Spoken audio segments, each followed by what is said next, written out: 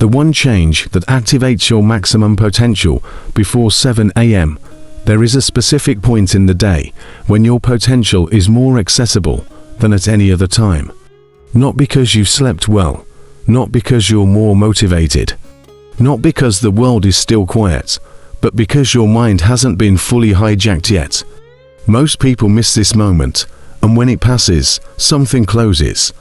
An invisible window, a silent opportunity, a rare mental state that, when used well, completely changes how you live, decide, and build your reality. Before 7 a.m., something different happens inside you. Your mind isn't yet saturated with stimuli, demands, comparisons, and outside expectations. Your defenses are still low, the internal noise hasn't taken over. For a few moments, it's as if you have direct access to the most honest, creative, and powerful version of yourself, but almost no one notices, and those who do rarely protect it. Most people waste this moment without ever realizing what they've lost. They wake up and immediately connect to the outside world. They grab their phone, absorb problems that aren't theirs, step into conversations they didn't choose, and take on urgencies that could have waited. Within minutes, the mind is fragmented, and once that happens, access to maximum potential shuts down. Here's the first uncomfortable truth. What holds you back isn't a lack of ability. It's the wrong timing when you try to access that ability. Most people try to think clearly when their mind is already tired. They try to be creative when they're already overloaded. They try to make important decisions after the day has emotionally drained them. That's fighting against your own mental biology. Before 7 a.m., your brain operates differently, not in a technical sense, but in an experiential one. There are fewer filters, less noise, less interference. Your thoughts are more direct. Your intuition is more accessible. Your perception is clearer.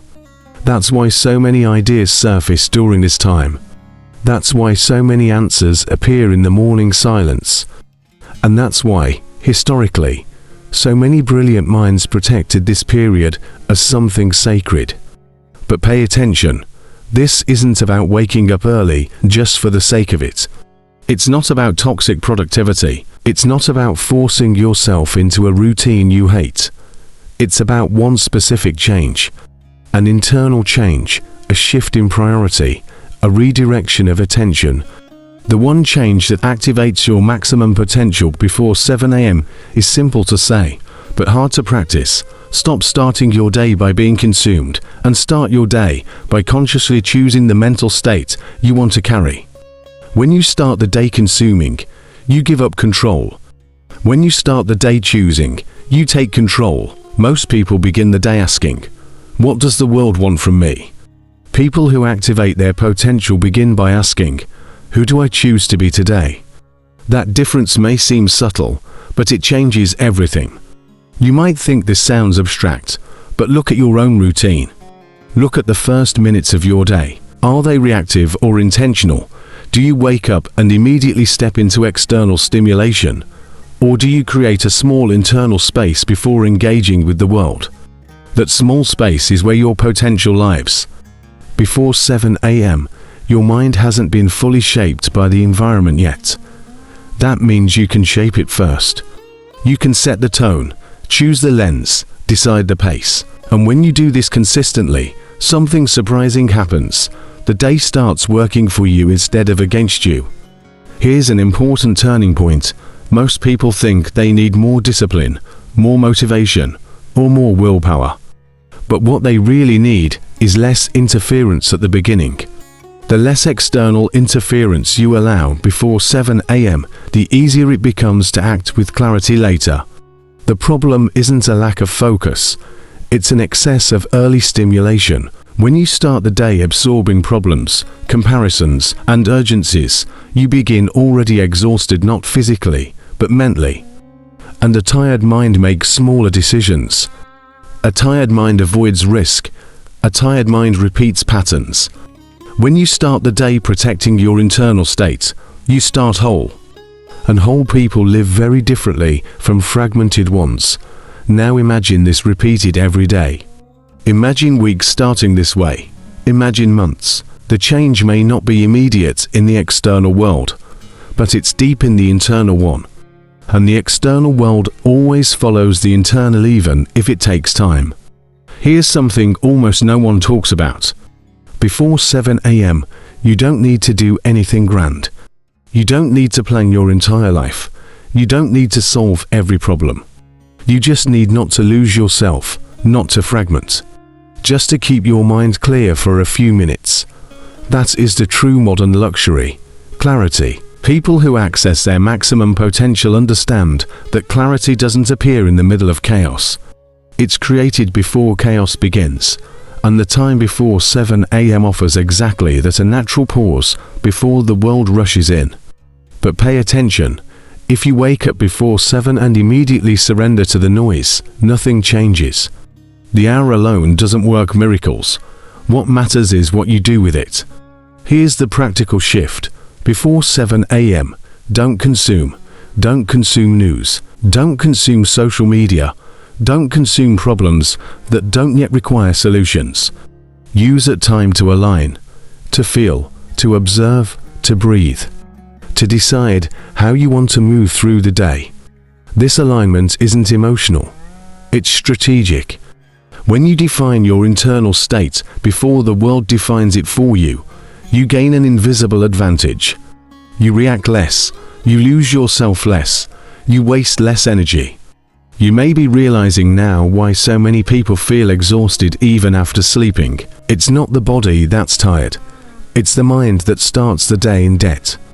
Before 7 a.m., you can start the day in credit. That doesn't mean the day will be easy. It means you'll be prepared. It means that when challenges appear, you won't be trying to recover something you lost early on. You'll be using something you built. Here's a deeper point. The way you start your day defines how you treat yourself throughout it. When you begin with respect, creating space, protecting your mind, you reinforce an identity, the identity of someone who values themselves. And that identity shapes every decision that follows. When you start the day invading yourself, overwhelming yourself, pressuring yourself, you reinforce a different identity, someone who always puts themselves last. And the world responds accordingly. The one change before 7 a.m. isn't about routine. It's about identity. You're not just organizing your day, you're training your mind to operate at a higher level. Here's the quiet climax of this reflection. Your maximum potential isn't hidden in some secret talent. It's available when your mind is clean enough to access it. And that clarity doesn't come after hours of stimulation. It comes before. The modern world has trained people to start their day owing attention, owing energy, owing clarity. People who change that start the day ahead. You don't need more hours. You need less invasion. Starting tomorrow, try something simple. Before 7 a.m., don't give your mind away to anyone. Sit in silence for a few minutes. Take a deep breath. Observe your thoughts without following them. Choose one clear intention for the day, not a big goal, but a state, calm, presence, focus, courage. Do this for a few days, then for a few weeks. You won't notice an immediate explosion. You'll notice something subtler and more powerful. Your decisions will improve, your exhaustion will decrease, your clarity will increase, and before you realize it, your life will already be moving in a different direction. Because potential doesn't need to be created, it needs to be accessed. And access happens when the noise hasn't taken over yet. And if this message resonated with you, if it awakened a new awareness of the power of your beginnings, write in the comments, "I protect my mind before 7 a.m. Subscribe to the channel to keep receiving content that elevates your clarity, your awareness, and your ability to live with intention. And leave a like. It helps this message reach people who still wake up in chaos, but are ready to live with more purpose. Remember, you don't need to change the world. You just need to change what happens inside you before the world wakes up.